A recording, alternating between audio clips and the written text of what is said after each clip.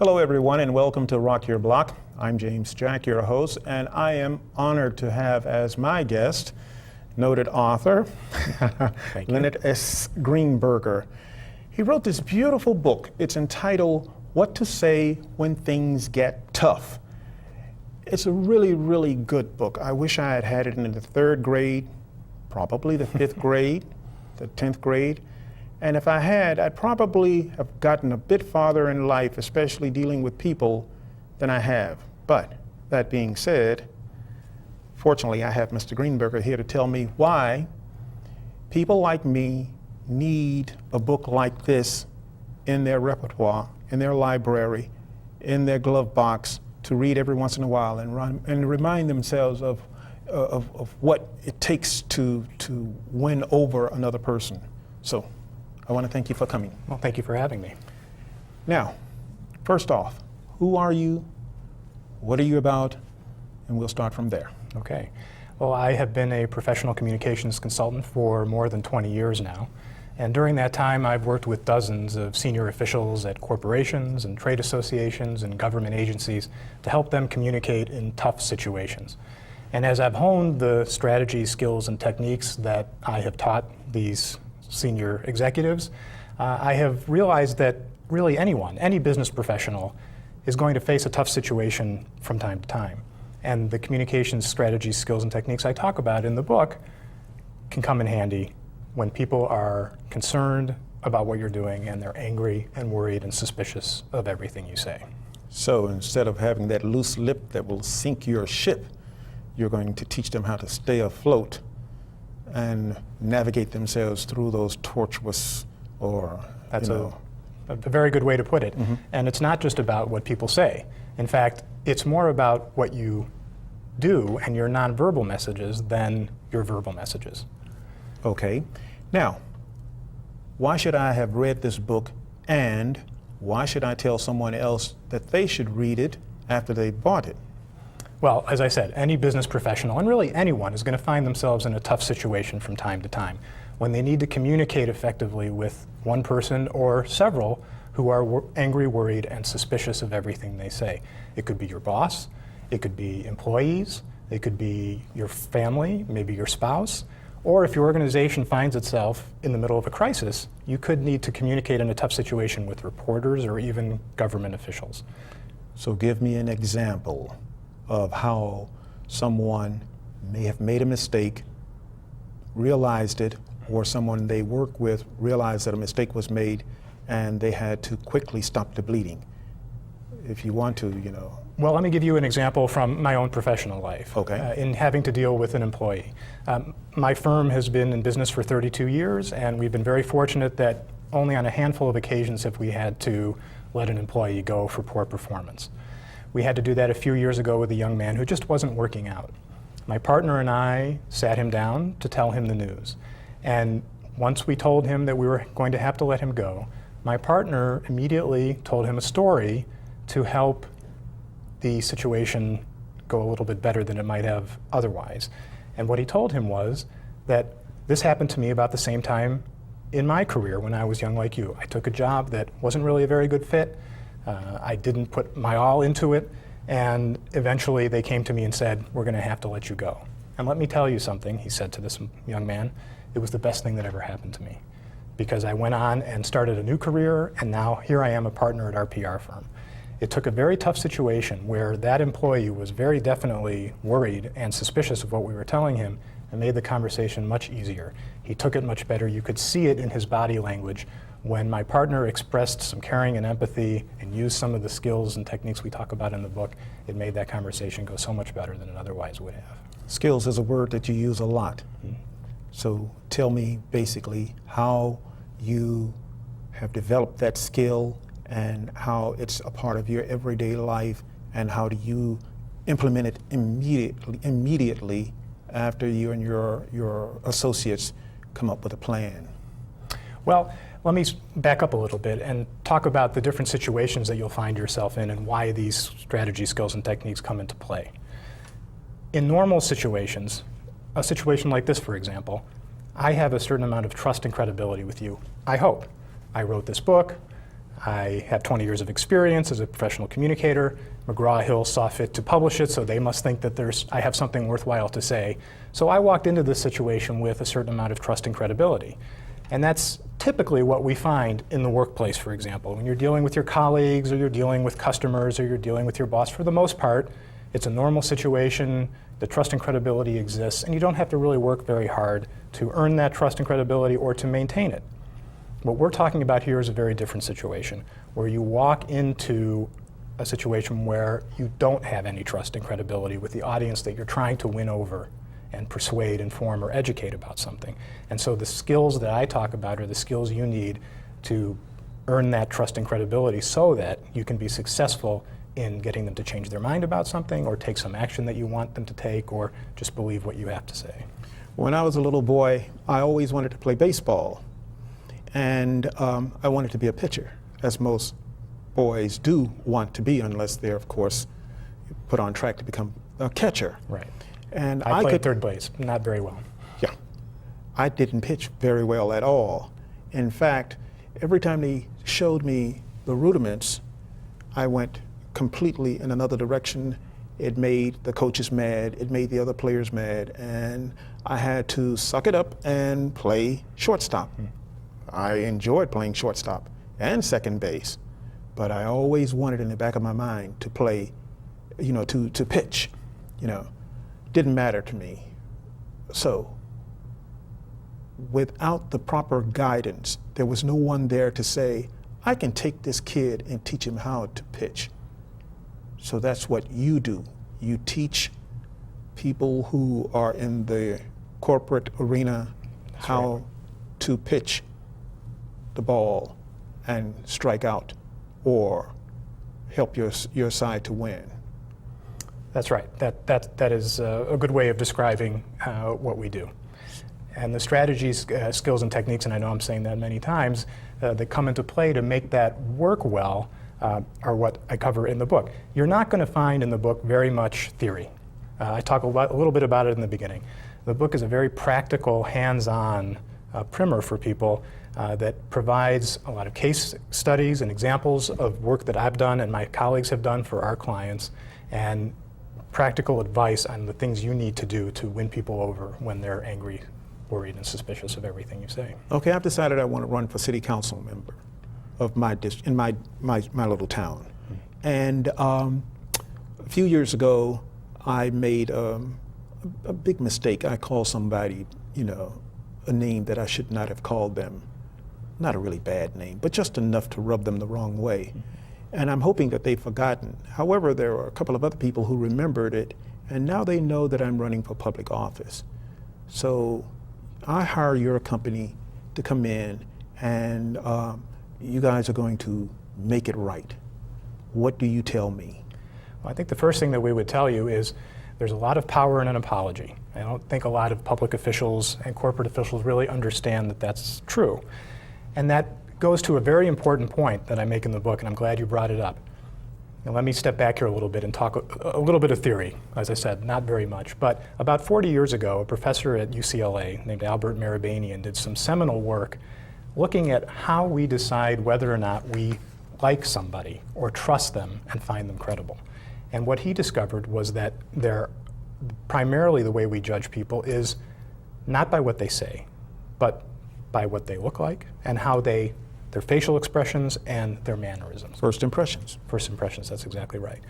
And to determine whether or not, based on that work, other experts then decided, okay, what do people need to do in order to establish the trust and credibility that they need to communicate effectively in any situation, whether it's a normal situation like this one, where we already have trust and credibility, or it's a tough situation where we don't and we need to get it before we will be able to convince anybody to do anything. And one of the real leaders in the field and one of my early mentors, Vincent Cavello, developed what he calls the credibility pie. And it looks at 4 factors that everybody uses to decide whether or not they think someone is trustworthy and credible. Pie? Pie. Okay. Credibility pie. Okay. Like an apple pie. And we took that pie and turned it into a code, because the code stands for caring and empathy, that's the C. The O is for openness and honesty. The D is for dedication and commitment, and the E is for expertise and competence. And it turns out that of those 4 factors, the most important one by far is caring and empathy. People will believe you are trustworthy and credible if they think you are caring and empathetic.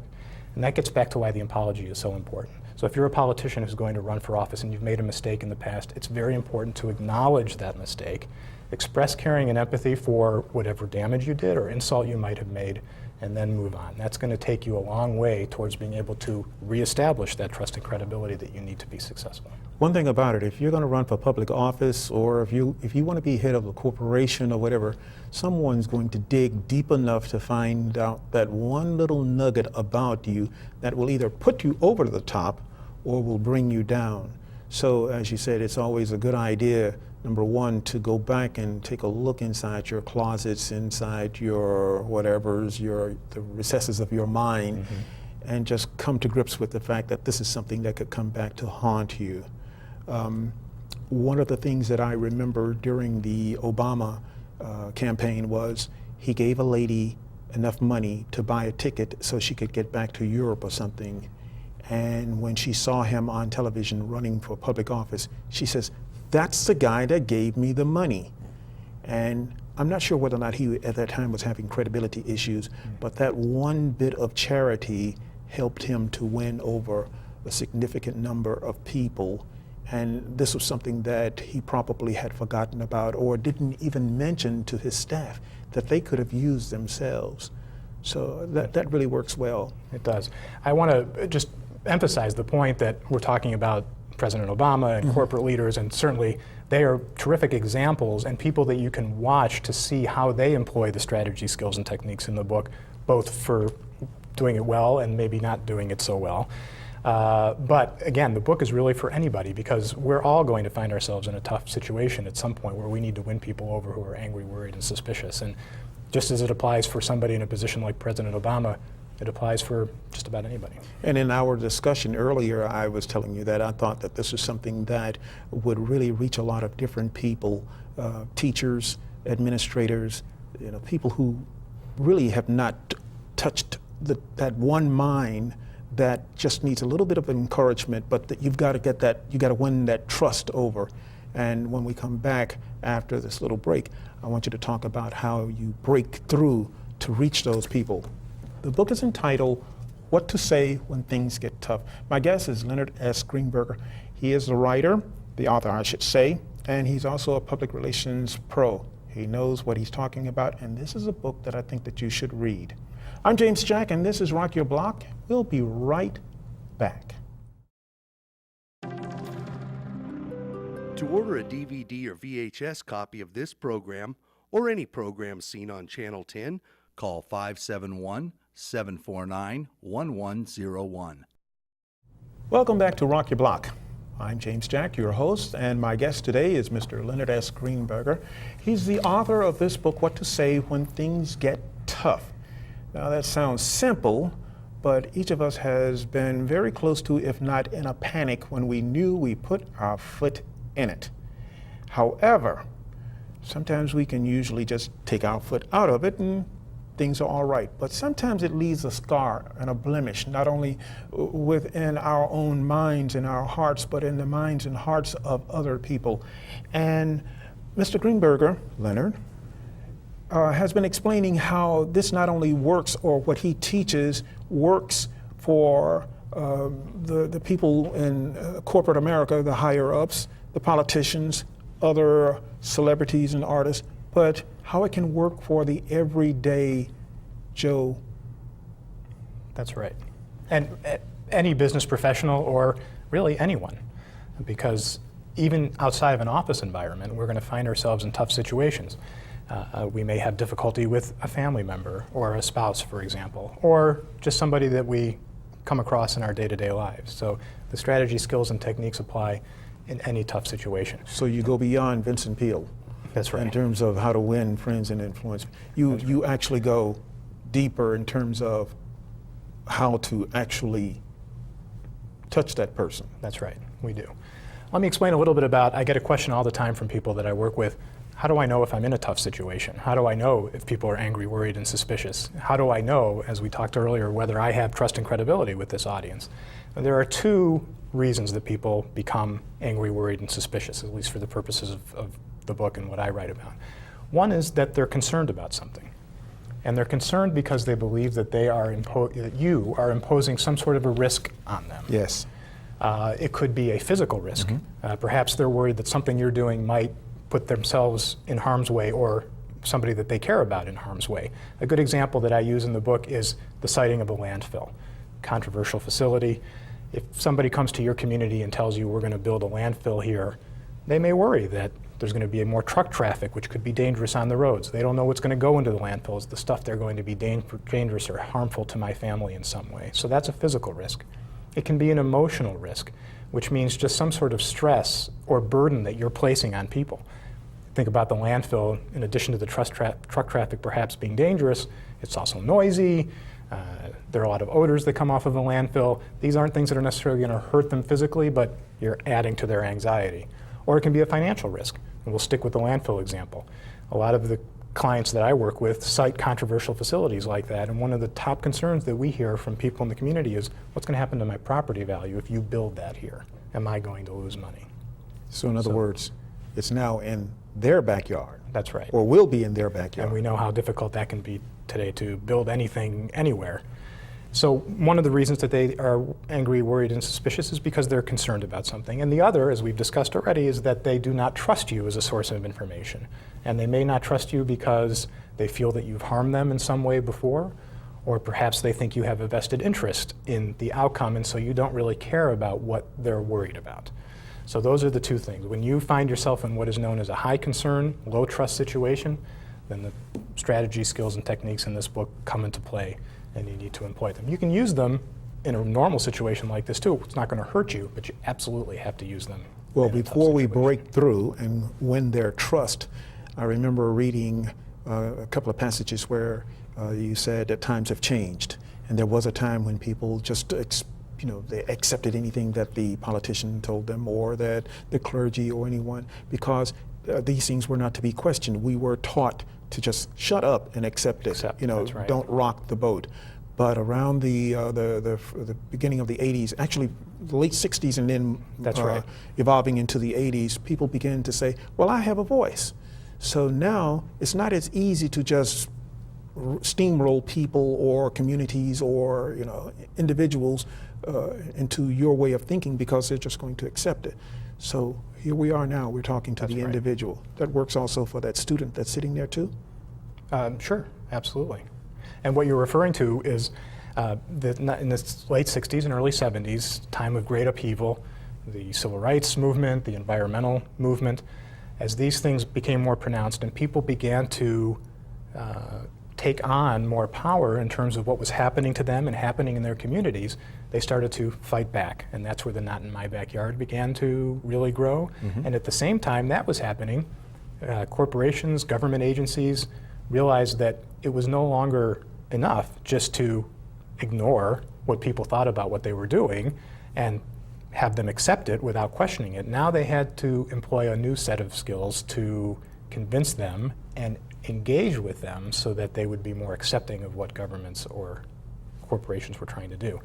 That gave rise to the strategy, skills, and techniques that I talk about in the book. So just like computer chips and social networks and things like this is really a social science that has evolved, or a form of communications, or an ology itself that has evolved. So we're really in the infancy of it now. Would you say? I would say maybe the teenage years, Puberty? not the puberty, maybe Yeah. a little beyond. Yeah, the skills were really developed beginning with research in the late 60s and early 70s. I mentioned Vincent Cavello and Albert Marabanian were two of the real gurus that started the science that underpins all of the things that we're talking about here today. So we have gotten to a point now where most people have accepted that times are different, and you can't just do things anymore, or simply explain what you're doing and expect people to accept it. Again, you have to engage them. You have to get out into the community and talk to them about what you're doing. Let me give you an example from our own work. As I said, we work with a lot of clients that cite controversial facilities. And we were working for a utility a few years ago that wanted to build a new high voltage power line, one of those big lines with the big towers. And as you can imagine, those are pretty controversial when you walk into a community and say, hey, we're going to put this line in your backyard. Now, back in the 1950s, had they wanted to build that line, they would have convinced the regulators that they needed the line. The regulators would have said yes, and they would have gone and built it. They never would have even engaged or talked to anybody in the communities, and the communities just would have accepted it without question. Very different today. Now that client, that utility, had to spend as much time and effort convincing regulators that the line was necessary as they did engaging with the communities where that line was going to be to get them to accept that it was coming in. We helped organize dozens of meetings in communities all along this very long transmission line to help educate people about what was happening, to hear their concerns, to deal with them, to listen, and to incorporate their feedback into the plans. I'm pleased to say that it was very successful. It turns out that the line was not built because the recession came and electricity demand went down, so it wasn't necessary anymore. But I'd like to think that the work that we did will help when eventually demand comes back and that line needs to be built. So when you're working with a client such as that, do you round up the usual suspects? Do you have sort of like do you scout, do you find out who are these people, these opinion makers that we should go to first before we go to the masses or before we go to the community and have a town hall meeting? Are there people who are on your radar that you just sort of know, not necessarily in your camp or who feel the way that you feel? Do you know that you've got to reach those people first? Well, I think it's reaching out to everybody, really. But what you're getting at here is one of the equations in the book that's really key to the strategy, skills, Which and one techniques would that we that talked be? about. The equation would be 3P equals HC, which stands for third parties equal higher credibility. Correct. I talked about the fact that in a tough situation, you don't have a lot of trust and credibility when you walk onto the stage, if you will. One thing you can do to enhance your own credibility is to borrow some from somebody who has more than you do. That's a third party, often an academic, a professor, a doctor, local doctors, local officials can also be very credible sources of information. So you work with them to get the information that you want to get. I was tickled when you said that sometimes credibility rises and falls, so you have to be careful about who you're reaching out to. You have to make sure that that person's on the rise or at a point where their credibility is impeccable at that time, because if you reach out for someone who is on the downswing or whose credibility is not as high as it should be, it can hurt you as much. So I think that's great. Now, we get to the part that I really like, as the song goes. Okay, I'll mention his name. David Axelrod. Right. Would you tell the story about David Axelrod? Sure. And how it touched? So you're talking about storytelling, and that's a very important part of winning people over when they're angry, worried, and suspicious of everything you say. Because as I mentioned earlier, you need to be a caring and empathetic person, and the best way to do that is to tell stories that people can relate to. David Axelrod is a former advisor to President Obama, very well known, appears on the Sunday morning talk shows all the time.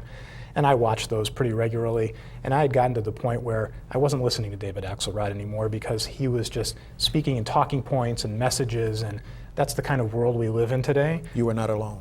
We're part of the problem. We counsel clients to do that too, but we've gone beyond that because we realize that that's really not enough anymore. You need to tell good stories. David Axelrod was on TV. I was doing the dishes, I think, and I heard him in the background. He was talking about President Obama's health care plan. And he started to tell a story about his daughter, who suffered from autism. Not was autism, it autism? epilepsy. Epilepsy. And he was saying how when he and his wife were a young couple with their young daughter living in Chicago before he had made it, he used to lie awake at night worrying whether or not they were going to be able to afford their daughter's health care expenses because there was a lifetime cap on the amount of money that his insurance company would pay. And his daughter was going to need lifetime care. And he explained that one of the features of the Affordable Care Act was to eliminate lifetime caps. Now, not only did I pay very close attention to this story because it was engaging, he also helped convince me that the healthcare law was a good idea. He went on the show to influence me, and he succeeded. And now I pay more attention to David Axelrod when he's So on he television. broke through. He broke through, and he won me over. An aha moment?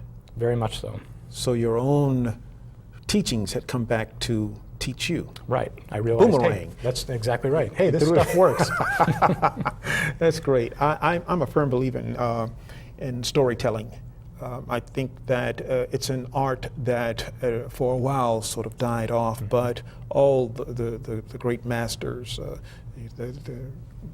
Franklin Roosevelt, Right. remember Martin Mark Luther Twain, King, Martin Luther King, Ronald Reagan were all great all great storytellers. storytellers. And if you listen very closely, there's a method to their madness, and the resolution is always that of, this makes sense, doesn't it? That's right. And let me make a quick point about those great communicators. They weren't always great. They had to hone their skills over time before they became famous and well-known and successful, because in part they were such great storytellers. And that's a very important message I want to drive home to people who buy my book, and that is, this is a beginning. Same thing I tell people that I train. When you're done reading the book, you're going to have a good head start on being able to win people over in tough situations. But you're going to have to practice and prepare and rehearse in order to be successful. That's the only way you can get to Carnegie Hall. That's right. You have to practice. It's a performance. First read, and then practice, practice, practice. My guest today, quite an honor, Thank Mr. you. Leonard S. Greenberger. He works for a PR firm here in the Washington, D.C. area. I'll give it a plug, Potomac Communications. Thank you. And he wrote this book entitled What to Say When Things Get Tough. Buy it, read it, and then encourage someone else to read it. Break through to them too. I'm James Jack, and I hope you've enjoyed this edition of Rock Your Block and Holmes Radio. And until I see you again, have fun doing what you're doing, because that's what you like to do. Bye.